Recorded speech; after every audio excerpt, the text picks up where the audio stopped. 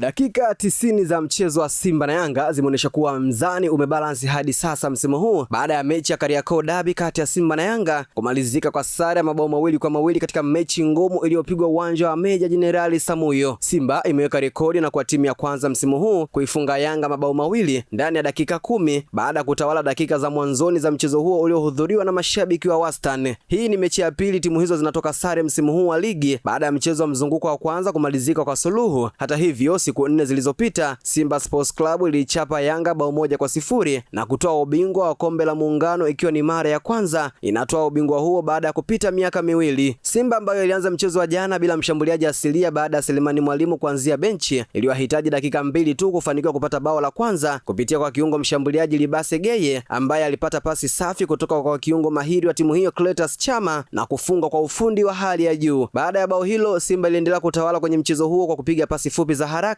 na kuonekana kuwachanganya zaidi Yanga. Kama kuna kitu kitabaki kumbukumbu kwenye soka la Tanzania, basi ni bao safi ambalo liliwekwa kimiani na Chama katika dakika ya 9 ya mchezo, akipata pasi safi kutoka kwa Eli Mpanzo Kibisawala. Hili linaweza kuwa bao bora la msimu huu kutokana na ustadi aliouonesha Chama, likiwa ni la 4 kwake kwenye ligi msimu huu, pamoja na eneo la kuchezea la uwanja wa Meja Isamuyo kutoka kwenye mazingira mazuri ya kucheza soka la kuvutia kutokana na mvua ambazo zimekuwa zikiendelea kunyesha jijini Dar es Salaam. Maxi Nzengeli alipiga cross safi katika dakika ya 17 ambapo beki wa Simba Ismail Tule aliyokuwa mpira huo kizembe kwa kupiga kichwa ambacho kilimgonga Duke Abuya na mpira huo kumwelekea Prince Dube aliyefanikiwa kuifungia timu hiyo bao safi na kuwapeleka wananchi mapumzikoni akiwa nyuma kwa mabao 2-1. Hili ni bao la 9 kwa Prince Dube kwenye ligi akiwa sawa na Faisal Salum Feitoto, wote wakiwa kileleni kwenye chati ya ufungaji. Kipindi cha pili Yanga ilifanya mabadiliko na kumtoa Israel Mwenda na nafasi yake kuchukuliwa na Yao Atola, huku Aurelio Depo akiingia kuchukua nafasi ya Damaro ambaye tayari alikuwa na kadi ya njano. Kuingia kwa mastaa hao kulibadilisha Yanga na kuanza kutawala mchezo huu, ambapo dakika ya 51 Bakari Nondo Mwamnyeto alisawazishia Yanga baada ya mabeki wa timu hiyo kushindwa kuokoa mpira uliokuwa ukizagaa langoni mwao. Dakika 25 za mwisho timu hizo zilionekana kushambuliana kwa zamu, huku Yanga akipoteza nafasi za wazi kupitia kwa Dube ambaye alibaki mwenyewe na kipa na kupiga mpira nje, huku upande wa Simba akipoteza nafasi ya bao kupitia kwa Libase Geye ambaye alionyesha kiwango cha juu kwenye mchezo huo. Sare hiyo imefanya Young Africans kufikisha michezo 40 bila kupoteza mechi yoyote kwenye ligi kuu hadi sasa, na hivyo bado utawala wao unaendelea, ikiwa mara ya mwisho ilipoteza msimu uliopita ilipochapa mabao 3-1 na Tabora United. Hata hivyo, kuonesha kuwa mzani umebalansi msimu huu, katika mchezo wa ngao ya jamii Yanga iliibuka na ushindi bao 1-0, Simba ikashinda bao 1-0 kwenye Muungano, lakini mechi zote za ligi zimemalizika kwa sare, ikiwa ni mara ya kwanza kwa kipindi cha hivi karibuni timu hiyo kutoka sare kwenye michezo yote miwili ya ligi kuu bara. Labda mbabe atapatikana kwenye kombe la shirikisho la CRDB.